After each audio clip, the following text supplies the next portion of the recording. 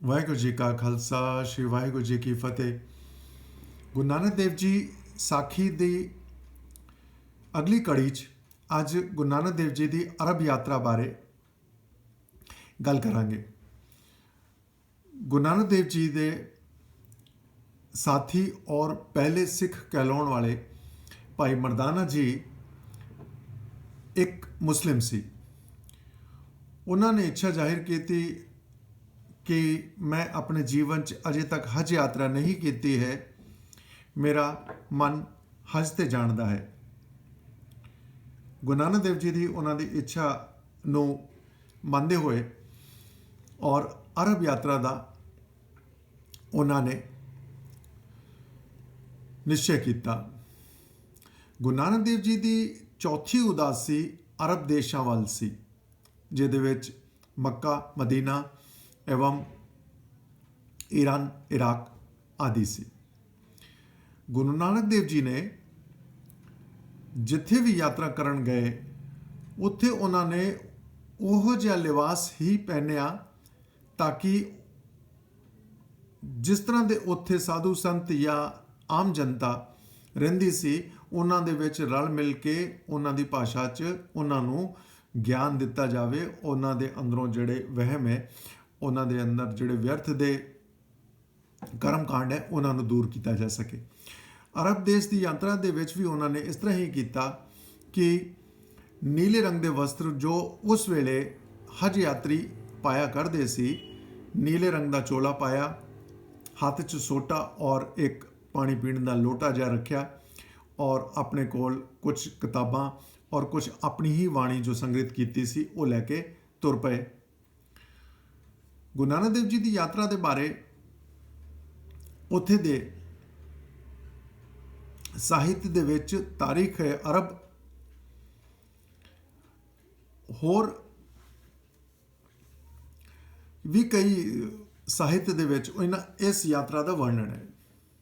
ਉੱਥੇ ਇੱਕ ਹਾਜੀ ਤਾਜੁਦੀਨ ਨਕਸ਼ਬੰਦੀ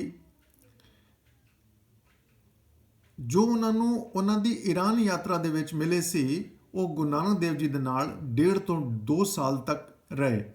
ਉਹਨਾਂ ਦੇ ਨਾਲ ਉਹਨਾਂ ਨੇ ਯਾਤਰਾ ਕੀਤੀ ਔਰ ਉਹਨਾਂ ਨੇ ਉਸ ਇਤਿਹਾਸ ਦੇ ਵਿੱਚ ਲਿਖਿਆ ਹੈ।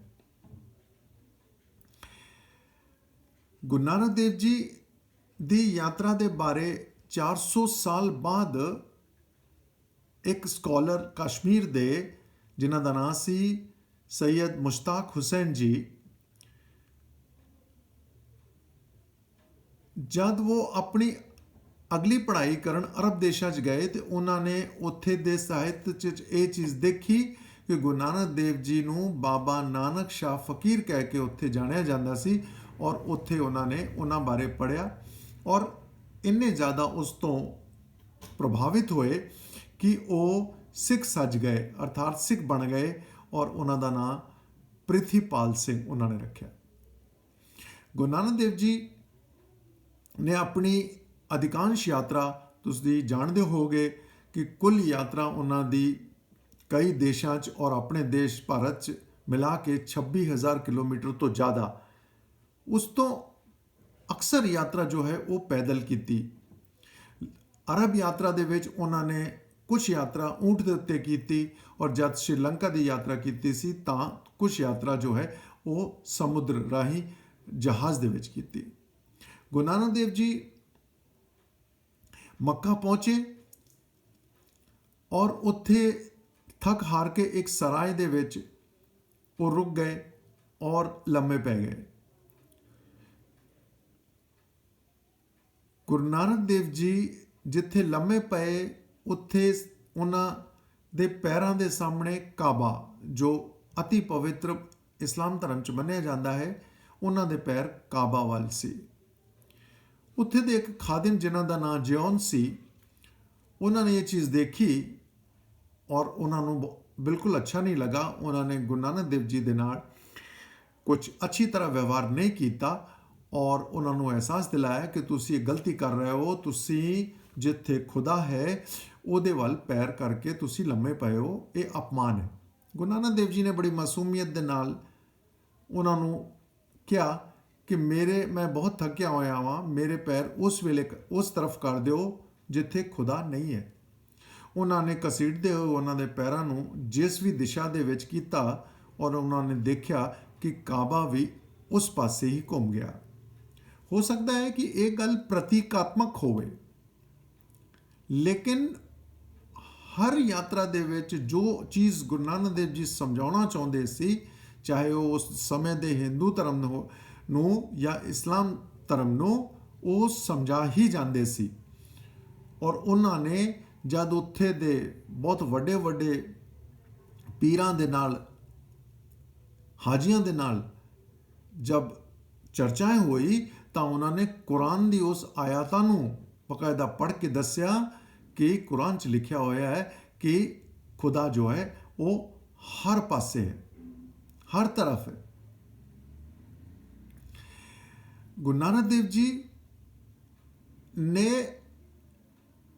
अगर वो किते भी गए, उन्होंने ਇਹੋ ਹੀ ਸਮਝਾਇਆ कि सानू प्रभु का नाम सिमरन करना है, ना कि सानू ये करना है कि असी इत्थों सूरज नू पानी दईए, कहिए कि इस पासे ही रब है या इस पासे ही रब है, पश्चिम च रब है या पूरब च ਇਹੋ चीज़ है। नहीं, वो कहते हैं निराकार परमात्मा जो है वो सब चीज़ों च समाया होया है। गुरु नानक देव जी की मक्का की यात्रा के बाद गुरु नानक देव जी मदीने गए, और कहा जाता है कि मक्के दे विच उन्हां दी एक खड़ाओं जो है वो उन्होंने निशानी के तौर पर रख ली सी, जो बाद च करीब 400 साल बाद जो है वो पाकिस्तान के बहावलपुर दे विच लिया के रखी गई, और जो अज भी मौजूद है। गुरु नानक देव जी की साखी दे विच मैं अपनी अगली आने वाली पीढ़ी को सिर्फ और सिर्फ इहो ही समझाना चाहांगा कि गुरु नानक देव जी और गुरु नानक देव जी की ज्योति लैके जेड़े अगले 9 गुरु आए, कुल 239 साल लगे ये शिक्षा देने कि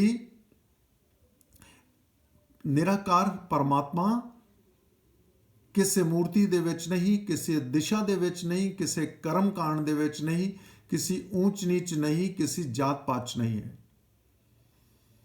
और ये पहला धर्म है जिथे दे मास्टर्स, जिन्हां दे गुरु 2 गुरुआं ने शहीदी दिती, अर्थात कुर्बानी लिए तैयार हुए। ये पहला धर्म है जिसने उस समय दे मुगल आक्रमणकारियों दे खिलाफ कुछ लिखिया ते बोलिया, जिहदे विच गुरु नानक देव जी ने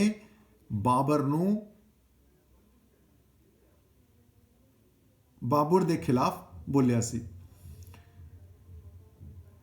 सिख धर्म दे पवित्र आदि ग्रंथ जिन्हों हुण असी श्री गुरु ग्रंथ साहिब कहने हैं, उस दे विच गुरु नानक देव जी दे आगमन तो पहलों दे साधु संत पीर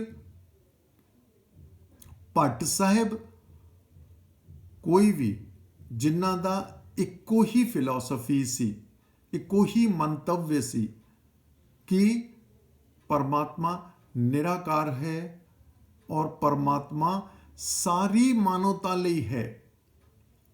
क्या जाता है बाकी धर्म किसी एक समुदाय लई है, किसी एक जगह लई है, लेकिन ये पहला धर्म है जो समुची मानवता लई है। और इसलिए ये पहला आदि ग्रंथ है जिहदे विच अव्वल अल्लाह नूर उपाया कुदरत दे सब बंदे, एक नूर ते सब जग उपजया कौन भले कौन मंदे। अल्लाह का नाम ही है। और इस धर्म दे विच इस ग्रंथ दे विच हिंदू देवी देवताओं का नाम भी है।